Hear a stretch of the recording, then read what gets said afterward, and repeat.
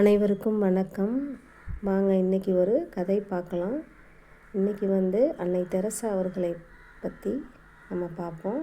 அன்னை Teresa August 1910 26 பிறந்தாங்க. 5 September 1997 அவங்க இறந்துட்டாங்க. அல்பேனியா நாட்டை பூர்வீகமாக கொண்டவரும் இந்திய குடியுரிமை பெற்ற ரோமன் கத்தோலிக்க அருட்சகோதரியும் ஆவார். இவரின் இயற்பெயர் ஆக்னஸ் கோன்ஜா போஜாஜியு ஆகும். 1950 இந்தியாவின் கொல்கத்தாவில் பிறர் அன்பின் பணியாளர் என்ற கத்தோலிக்க துறவற சபையினை நிறுவினார். 45 வருடங்களுக்கு மேலாக ஏழை எளியோர்களுக்கும் நோய்வாய்ப்பட்டோருக்கும் அனாதைகளுக்கும் இறக்கும் தருவாயிலிருப்போருக்கும் தொண்டாற்றியவர் இவர். முதலில் இந்தியா முழுவதும் பின்னர் வெளிநாடுகளுக்கும் பிறர் அன்பின் பணியாளர் சபையினை நிறுவினார்.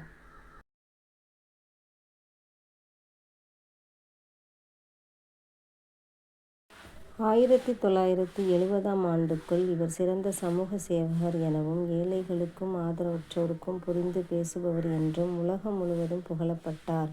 இதற்கு மேல்கம் முக்கெரிட்ஜ் என்பவரின் சம்திங் பியூட்டிஃபுல் ஃபார் காட் என்ற ஆவணப்படம் ஒரு முக்கிய காரணமாகும். இவர் 1979 அமைதிக்கான நோபல் பரிசினையும் 1980 இந்தியாவின் சிறந்த குடிமக்கள் விருதான பாரத ரத்னா விருதினையும் பெற்றார்.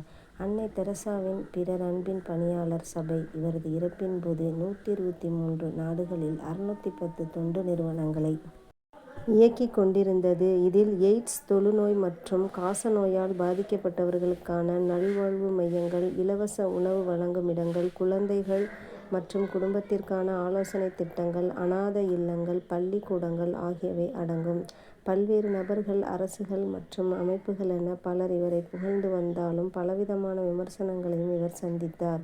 இத்தகைய விமர்சனங்கள் கிறித்தபர் கிச்சின்சு, மைக்கேல் பேரண்டி, அரூப் சட்டர்ஜி போன்ற நபர்களாலும் விஸ்வ ஹிந்து பரிஷத் போன்ற அமைப்புகளாலும் சாட்டப்பட்டது. இவர்கள் அன்னை தெரசாவின் உறுதியான கருக்கலைப்பு எதிர்ப்பு நிலையையும் ஏழ்மை தரும் ஆன்மீக மேன்மையின் மீது அவர் கொண்டிருந்த நம்பிக்கையையும் இறப்பின் வாயிலிருப்போருக்கு அவர் ஞானஸ்தானம் அளிக்கிறார் எனவும் குற்றம் சாட்டினர். சில செய்தி ஊடகங்கள் அவரது நல்வாழ்வு மையங்களின் மருத்துவ வசதி தரத்தை பற்றி விமர்சிப்பனவாகவும் நன்கொடை பணம் செலவு செய்யப்படுவதின் விதத்தை பற்றி கவலை எழுப்பியும் செய்திகளை வெளியிட்டன. இவரின் இறப்புக்கு பின் திருத்தந்தை 2ஆம் அருள் சின்னப்பரால் முக்தியேறு அடைந்தவராக அறிக்கப்பட்டு கொல்கத்தாவின் அருளாளர் தெரேசா என்ற பட்டம் சூட்டப்பட்டார். இதேபோல் நாமும் சமூக சேவையை செய்து மக்கள் அனைவருக்கும் பணியாற்றுவோம். அனைவருக்கும் வணக்கம்.